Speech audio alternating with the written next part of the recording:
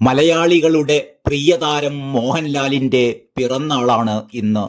Social മീഡിയയിൽ നിറയുന്ന ലാലേട്ടൻ അനുഭവങ്ങളിൽ കാവ്യമനോഹരമായ കുറിപ്പ് പ്രശസ്ത എഴുത്തുകാരി ശാരദക്കുട്ടിയുടേതാണ്. വായിച്ചിട്ടും വായിച്ചിട്ടും മതിയാകാതെ വീണ്ടും ഒരിക്കൽ കൂടി വായിപ്പിക്കാൻ കൊതിപ്പിക്കുന്ന എഴുത്ത്. ശോഭന, ഉർവശി, ഗീത, നീന ഗുപ്ത എല്ലാ നായികമാരും ഞാനായിരുന്നു എന്ന് ശാരദക്കുട്ടി പറയുമ്പോൾ അതിലപ്പുറം മോഹൻലാലിനെ കുറിച്ച് എന്താണ് പറയാനുള്ളത്? അത്രമേൽ മോഹൻലാലുമായി ഹൃദയം ചേർത്തുവെച്ചാണ് പ്രിയ എഴുത്തുകാരി ഈ കുറിപ്പ് അവസാനിപ്പിക്കുന്നത്.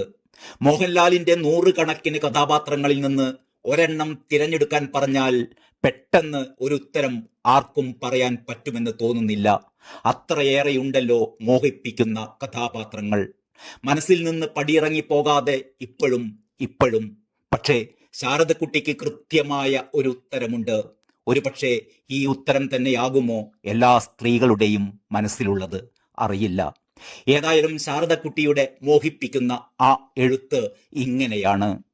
മോഹൻലാലിന്റെ നൂറുകണക്കിന് കഥാപാത്രങ്ങൾ കണ്ണു നിറയിച്ചിട്ടുണ്ട്, പ്രണയത്തിൽ പൊതിഞ്ഞിട്ടുണ്ട്, സംഘർഷത്തിൽ ആഴ്ത്തിയിട്ടുണ്ട്, വെറുപ്പിച്ചിട്ടുണ്ട്, ചിരിപ്പിച്ചിട്ടുണ്ട്, ചിന്തിപ്പിച്ചിട്ടുണ്ട്, ആർദ്രമാക്കിയിട്ടുണ്ട്, ആഘോഷിച്ചിട്ടുണ്ട്. നീണ്ടു മനോഹരമായ സ്ത്രൈണഭംഗി തുളുമ്പുന്ന വിരൽ തുമ്പു മുതൽ ഇടയ്ക്കൊന്ന് കടിച്ചു പിടിക്കുന്ന ചുണ്ടിൻ കോണിൽ വരെ കുസൃതിയുണ്ട്, മയക്കിക്കളയുന്ന മാസ്മരികതയുണ്ട്, ചെരിഞ്ഞു നടത്തത്തിൽ ആകർഷണീയമായ ഒരു കള്ള ലക്ഷണമുണ്ട്. എഴുതിയതാരായാലും സംവിധാനം ചെയ്തതാരായാലും അവരെല്ലാം മറന്നാലും ആ കഥാപാത്രങ്ങളെല്ലാം ജീവിക്കുന്നത് മോഹൻലാലിന്റെ ശരീരത്തിലൂടെയാണ്, ശബ്ദത്തിലൂടെയാണ്, അനായാസ ചേഷ്ടകളിലൂടെയാണ്. നൂറുകണക്കിന് കഥാപാത്രങ്ങളിൽ നിന്ന് ഒന്ന് തിരഞ്ഞെടുക്കാൻ പറഞ്ഞാൽ ഞാൻ കൊത്തിയെടുക്കുക പഞ്ചാഗ്നിയിലെ പത്രപ്രവർത്തകനായ റഷീദിനെയാകും. അത്രക്ക് കൂടെ നടന്നു അയാൾ, അത്രക്ക് നെഞ്ചോടടുക്കി പിടിച്ചു. നിന്നെ മറ്റാർക്കും വിട്ടുകൊടുക്കില്ല എന്ന് ഉറപ്പു തന്നു. പിന്നിലാവിന്റെ പിച്ചകപ്പൂക്കൾ ചിന്നിയ ശയ്യാതലത്തിൽ കാതരയാം ചന്ദ്രലേഖയും ഒരു ശോണരേഖയായി മാറുമ്പോൾ. ഈ പാട്ട് 1986 മുതൽ എനിക്ക് വൈകാരികമായ ലഹരി കൂടിയാണ്. രാനിലാവ് വീണുകിടക്കുന്ന ഒരു മുറ്റവും അവിടുത്തെ പിച്ചകച്ചെടിയിൽ നിന്നുതിരുന്ന മതഗന്ധവും അറയിൽ വിരിച്ചിട്ട ഒറ്റക്കട്ടിലും ഗീതയുടെ മോഹശരീരവും അതിനെ അണച്ചുപിടിക്കുന്ന കാമുക ശരീരവും അയാളുടെ വെള്ളബനിയന്റെ വലതുവശത്ത് തെളിയുന്ന വലിയ ചുണങ്ങും.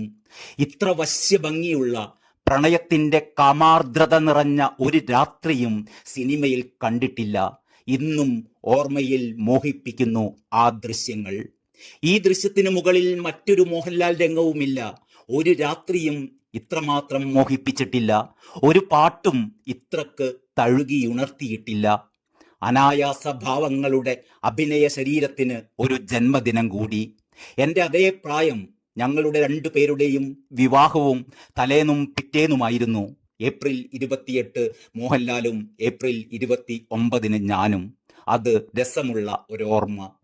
ഇപ്പോഴും ഭാവങ്ങളിൽ പഴയ കുസൃതി ചില നിമിഷങ്ങളിൽ മാത്രമായെങ്കിലും മിന്നിമറയാറുണ്ട്.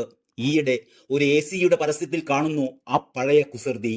അതാണ് എന്ന് പറയുന്ന സമയത്ത് ആ വിരലുകളിലെ സ്ത്രൈണചാരുത നോക്കിയിരുന്നു പോകാറുണ്ട്.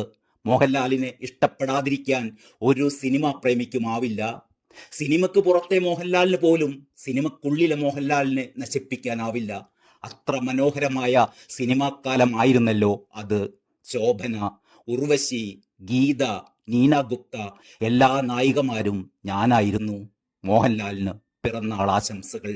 എസ് ശാരദക്കുട്ടി. ഇത്രയുമാണ് ആ കുറിപ്പ്. നന്ദി, നമസ്കാരം.